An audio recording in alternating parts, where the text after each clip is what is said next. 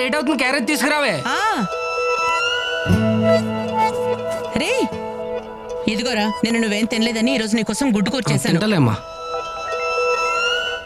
ఏం చేస్తున్నాడేంటి? సార్, నా వైఫ్ ను ట్రాప్ చేయడానికి న్యూడ్ పిక్స్ పంపిస్తావా? ఏదో మంచివాడివని జాబ్ లో పెట్టుకుంటే ఇడియట్. నీ అంతు తెలుస్తాను, పోలీస్ కంప్లైంట్ ఇస్తాను. సార్ నేనెందుకు పంపిస్తాను సార్? ఇప్పుడే నేను డ్యూటీకి బయలుదేరుతున్నాను సార్. నేను ఏ ఫొటోస్ పంపించలేదు సార్. చూస్తారా, నీ సంగతి ఏంటో చూస్తా. ఎవర్రా? ఏమైంది అలా ఉన్నావు? ఇదేడుస్తుంది. ఆగవే, ఎందుకు ఏడుస్తున్నావే? ఏమైంది? అమ్మా అది చెల్లి, ఏమైందే? అన్నయ్య, అమ్మా నా ఫొటోస్ అన్ని నోట్ ఫొటోస్ గా మార్ఫ్ చేసి సోషల్ మీడియాలో అందరికి షేర్ చేస్తానని బెదిరిస్తున్నాడు. ఎవడ్రాడు? అది నువ్వు లోన్ తీసుకున్నావంట కదా, అది రీపే చేయలేదని నా ఫొటోస్ అన్ని సోషల్ మీడియాలో అప్లోడ్ చేస్తానని వార్నింగ్ ఇస్తున్నారు.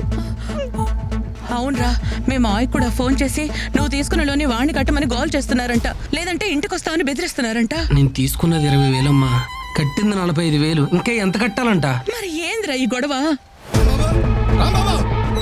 చేసిందంతా చేసే లోపల దాక్కుంటా పెట్టరా, బయటికి రా. ఎద్దావా ఎరా, మీ పక్కింట్లో దిగిన పాపానికి మమ్మల్ని ప్రశాంతంగా బతకనివరా? ఏమైందన్నయ్య?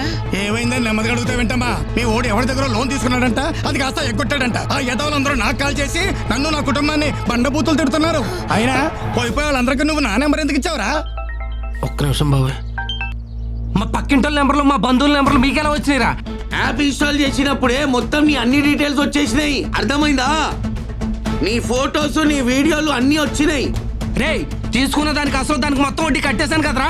కట్టిందే లేట్ ఫీజు, పెనాల్టీ దాని వడ్డీకే సరిపోయింది పైసలు.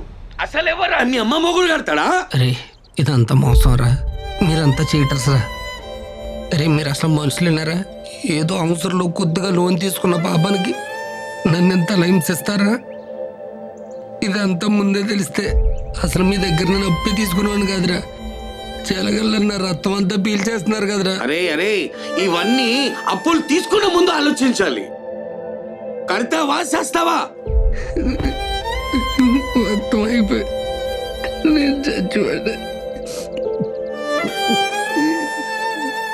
ఇలాంటి యాప్స్ డౌన్లోడ్ చేస్తే మీ కాంటాక్ట్స్, ఫొటోస్, వీడియోస్ మరియు బ్యాంక్ అకౌంట్స్ హ్యాక్ చేసి డబ్బులు కట్టకపోతే ఆ ఫొటోస్ని రాంగ్గా మార్ఫింగ్ చేస్తామని బెదిరిస్తారు. అందుకే ఇలాంటి వాళ్ళని రిపోర్ట్ చేయండి.